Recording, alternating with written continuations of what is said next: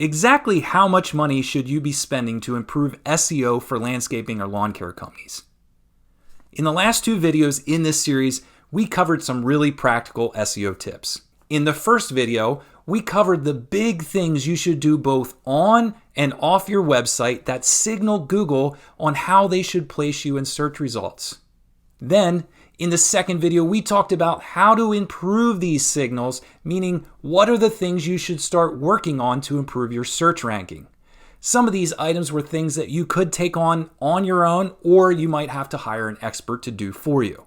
In today's video, I'm going to be talking about how much money you should be spending with an SEO expert or digital marketing agency and how that can really move the needle for your lawn care and landscape business. I'm going to do this by sharing a really practical example with you that's going to really help you to understand. Stay tuned.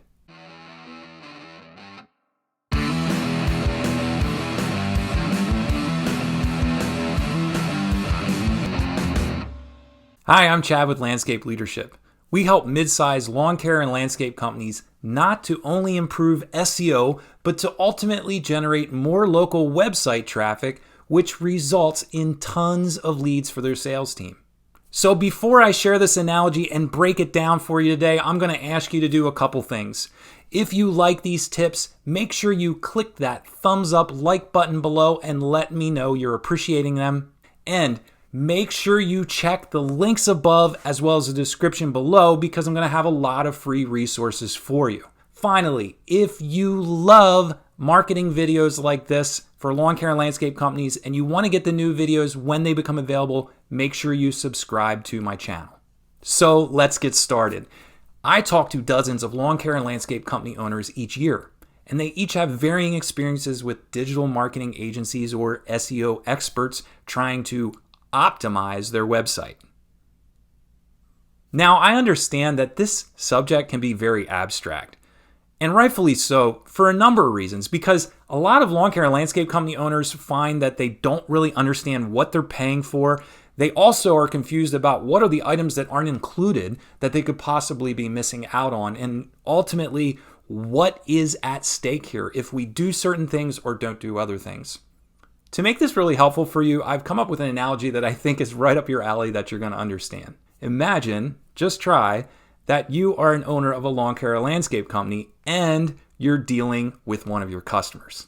Your customer wants to hire you to maintain and improve their property. Now, that's pretty vague, right? You're probably wanting more details. So what does that mean exactly? Well, probably something different for every single person. Think about your interaction and this example, the analogy with your customer. Everybody has different expectations and different goals.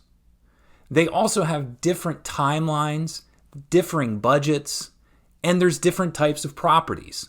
Within those properties, there are existing elements that impact the situation, as well as pressures that are already there, as well as creeping in from the outside. Again, this analogy is going to be very helpful as we move forward. As an expert, you're going to approach your customer and their property in this manner.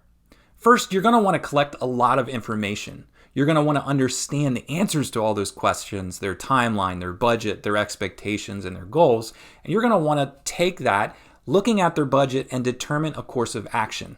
You might come up with a to-do list. Of the items on the to-do list, there are going to be some top priorities.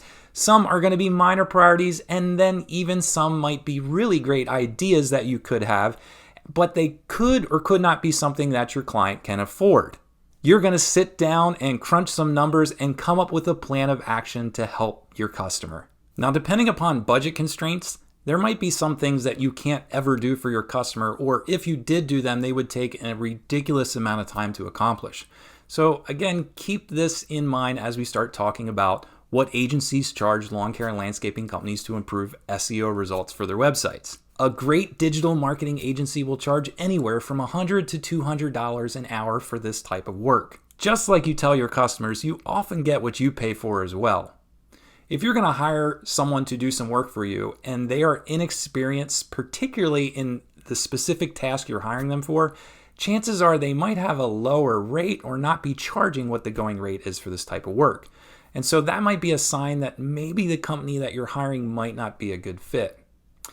On the other side of this, if you hire an agency that has a ton of experience improving SEO on landscaping and lawn care websites, they might be charging a little bit more for doing this type of work. But that comes with a benefit. They might be able to accomplish way more in a smaller amount of time, which ultimately means that you're going to be getting a better value for your dollar because you're not going to be paying them to figure it out as it goes. They might have some practical experience, maybe in another state with a similar company, things they've done that have worked really well to improve SEO, and you might reap the benefits of that. Now, one of the problems that I often see with lawn care and landscaping companies is they have a website that was built by an agency, but there really wasn't any SEO work that was done when they developed the website. That could mean a lot of work, meaning they have to figure out all the page names, the titles, the on-page elements, all the little intricacies that I mentioned in video number 2 in this series was already done as part of the website project. So when you hire an agency, if that work wasn't done for you already when they built your website, that means that this might be one of those bigger initial projects that you have to start with. This could take months or even years depending on what shape you're in and what you're ready to spend. So let's go back to my previous example where I said a great agency should be charging at least $100 to $200 an hour for SEO work. So let's go in the middle of that. Let's say you take an agency that's about $150 an hour and you have a monthly retainer for SEO work that's $600 a month. It gives you 4 hours of one of their people's time to do some work for you. Take into account that about an hour of this is probably going to be communication, meeting, and reporting at minimum, maybe even 2 hours, and you're only left with a couple or a few hours to do some actual work on your website. Just understand that that might mean that these big projects are going to take a long, long time to pull off, and you should really consider if you're paying enough to meet the timeline and goals that you have. Again, keep my analogy in mind as you think about hiring an agency to work on SEO for your lawn care or landscape company. Keep it in mind as it relates to your relationship and how you work together. Ask yourself questions like this. Are your goals and expectations aligned? Is there enough money for the company to do what you're asking them to do in the time frame given? And most importantly, how are these goals and the progress that's being made in the meantime communicated with you each month? Is it clear and transparent? SEO work isn't enough. There are a lot of things that you should be doing in your marketing strategy, so this component of a monthly retainer might be just a portion of what you might be paying an agency to do on a regular basis. So I'm curious. In the comments below, I'd love to hear from you on what your past experience was for hiring a company to do SEO for landscaping or lawn care websites. Tell me, how much maybe did you spend per month? What did you feel like you were getting out of it? Or if you haven't done this or you'd like to do it differently in the future, what do you think you should allocate going forward? Remember, if you love tips like these and you haven't already subscribed to the channel, please do so by clicking that button. I truly hope that these tips for SEO for landscaping and lawn care companies really have benefited you a lot. And I hope that you remember this analogy as you go forward when you're starting to deal with an agency to help you in this way. Thanks a lot. Have a really great day.